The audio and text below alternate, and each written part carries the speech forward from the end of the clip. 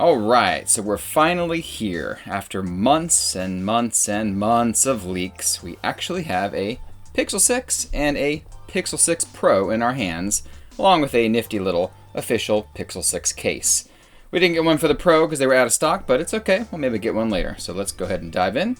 We'll go ahead and open up the Pixel 6 first. So Google has their nice little tabs here. They love doing this.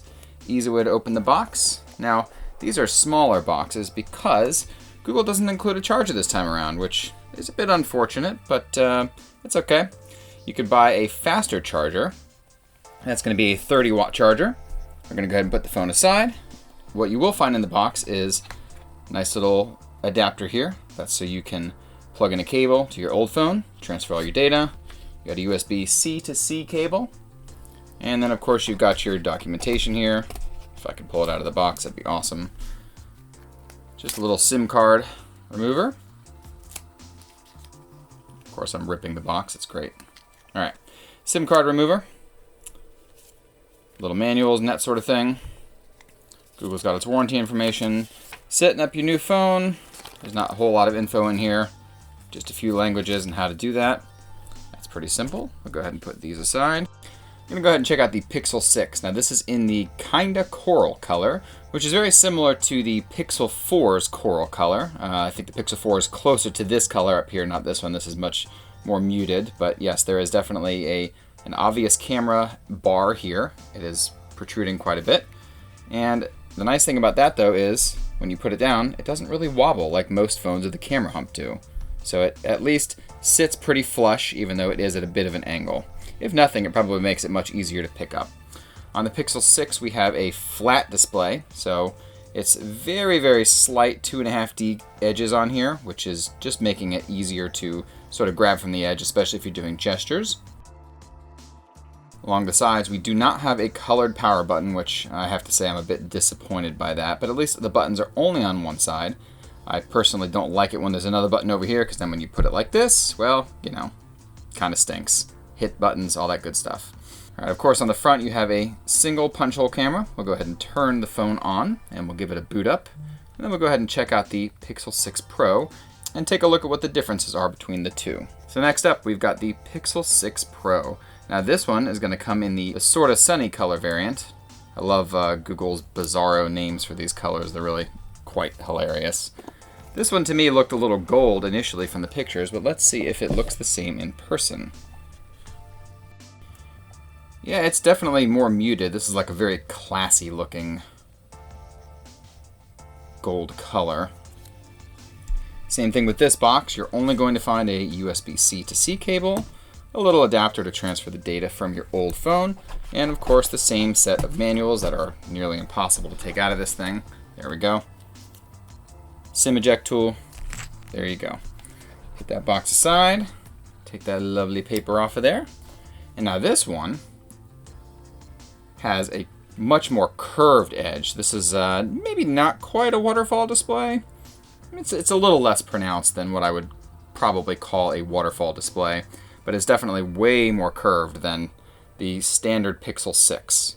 All right, along the back, you will notice that the Pixel 6 Pro has a much larger, I wouldn't call this a forehead since it's not on the front, but we'll go with forehead, whatever. It's definitely got a much larger top. If you line the phones up, they line up very, very nicely, so that was a really slick move on Google's part doing that. Now you will also notice too that the telephoto lens right here is not on the regular Pixel 6. So we'll go ahead and turn that one on. I can already feel from this actually bounces down the screen, and it makes a really nice little vibration. You can feel how quality these vibration motors are. If nothing, that is something that Pixel phones have done extremely well for quite a while now. Now the same thing on the Pixel 6, there is no colored power button, which again, I'm a bit disappointed by, I have to say. I'm not gonna lie on that one. The Pixel 6 Pro also has a shiny edge around here. That one goes all the way around the phone. And then on the top, it's got a nice little different color bit here. It's another little classy mark on it. The regular Pixel 6, on the other hand, looks much more like a Pixel 4 in that it's got this sort of flat black all the way around the edge. So I guess they're going for a much more glitzy and glamoury look on the Pixel 6 Pro. Now we're going to run through the setup process. Typical setup process. They support eSIM, so you can download a SIM if you need to. I'm not going to be doing that today, but yeah, if you need to do that, you can do that. Go ahead and drop this lovely password in here, if I can remember it. This is the most exciting part of the setup process, if you couldn't tell. Fingerprint unlock. Alright, so here's one of the biggest differences between this phone and previous Pixels. This one has a fingerprint sensor right here in the screen.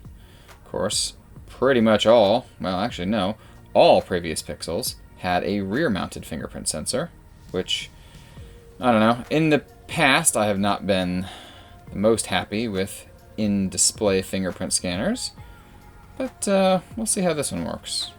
Go ahead and continue setup.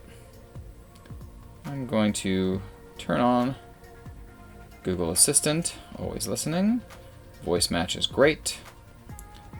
Yeah, okay. Access your assistant without unlocking your phone. Yeah, that's fine. That way we can do it on the home screen.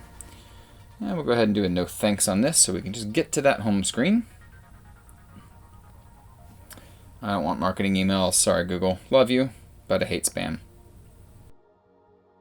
All right. So there's that beautiful new Pixel 6 Pro with that home screen. We'll go ahead and do wallpaper and style, and we'll check out the different colors we can get on this. So of course, in the style picker, you can pick different colors, and every time you pick different colors, it will theme the UI. So all of these will change. This is not a whole lot different from Android 12 on any other Pixel. Go ahead and pick a different wallpaper. So they have a bunch of really nice floral looking wallpapers here. I'll go ahead and pick a greenish one. There we go. Did the automatic theming. Go ahead and apply to home and lock screen. And of course, now you have the nice color change on here with the dynamic colors. Let's see, where are the themed icons? So you can also theme icons in here. You choose the themed icons button, and then now all of your icons match the color scheme, which is very nice if you're trying to go for a specific color aesthetic. Maybe stick with something a little more gentle here. That looks really nice. Now, of course, the Pixel 6 Pro is 120 Hz LTPO display, whereas the regular Pixel 6 is a 90 Hz standard OLED. Alright, last but not least, we have the lovely little Pixel 6 case. I love how they put in a little cloth handle up here. It's really cute. Google definitely has a nice aesthetic with cloth things in the past, especially cases, so it sort of makes sense. This one is not a cloth case, however, it's just a silicone case. But, you know, in any case, it's still a nice presentation out there. So we have the regular Pixel 6 here. So, I mean, it's fairly hard silicone. It's a little bit not quite as flimsy as your typical case, right? It's, I don't know if it's a mix of TPU and silicone or what, but just, all right. This is just the Pixel 6 translucent case, so. Which color is this? I don't know. It's not on the box. Whatever. Color's not on the box, but this is the one that matches the coral. So, just slips right in there. Covers all four corners. Doesn't ruin the aesthetic too much. Definitely mutes the colors a bit. I probably would prefer a completely transparent case if I got this particular color phone. But it's not too bad. There's a little bit of a lip over the top, so if you drop it like that, then, you know, hopefully we'll protect the screen. The camera hump itself, same deal. It's got some lips on the edges here. Keeps it from actually having the camera hump land on a surface if it falls, or I guess if you just put it down.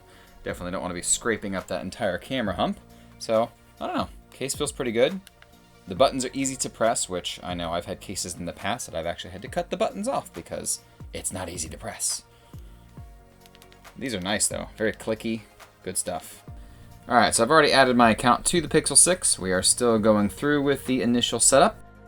Same thing with this. I went ahead and skipped the app copy so that we can just get to that beautiful home screen. And same deal on this one. We're going to do a fingerprint sensor right in the middle. That took a little while. That was interesting. Fingerprint sensor is right in the middle of the screen, close to the bottom. And we'll do each of the sides. We do the top. Move our thumb around a little bit. And that part's good. Okay. Now that the fingerprint is added, try it. Go ahead and skip the tutorial because I already know how to go home. Now, same deal on this. Remember, this is a regular OLED display, so this is not going to be quite as smooth, technically, as the Pixel 6 Pro's 120 Hz LTPO OLED display.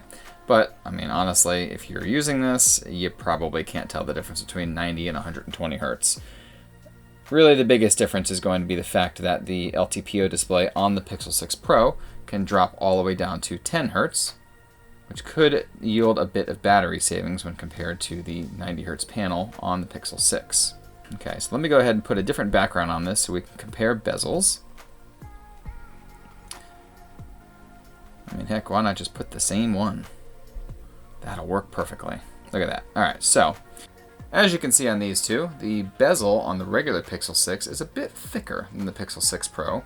Part of this, of course, is because the Pixel 6 Pro has a curved screen, a lot more curved than any of the edges on the regular Pixel 6, which is a much more flat display. But even the top and bottom bezels are noticeably thicker when holding them up together. Alrighty, so these two, we can do the same thing on here with the Pixel 6, where we can go and change the color scheme, go ahead and theme the icons, and the wallpaper. Looks like they have a new Come Alive one, which is pretty sweet. There's no way to tell the smoothness difference between the two on the camera because obviously the camera is recording at 30 frames a second versus 90 and 120. I can tell the white balance is different between the two panels though. The LTPO OLED on the Pixel 6 Pro, at least to my eyes, looks a bit more accurate than the 90 Hz one on the regular Pixel 6. This one has a bit of a green hue to these whites. So we'll have to check in the settings and see if that can be adjusted or if that's just a panel difference. Sweet. We now have app suggestions. Very nice, Google. This is all stuff we've come to expect from the various Pixel betas. Of course, you have your volume adjustment panel. You can change between ringer, vibrate, silent here, which is a nice little touch. I really love that compared to a lot of other phones. You've got your live caption feature here, but we can't go too far into any other features right now because we are not allowed to. So that is going to be the end of our Pixel 6 hands-on and unboxing. If you like what you see, be sure to subscribe and, of course, give it a thumbs up if you enjoyed this video. Thanks for watching. We'll see you next time.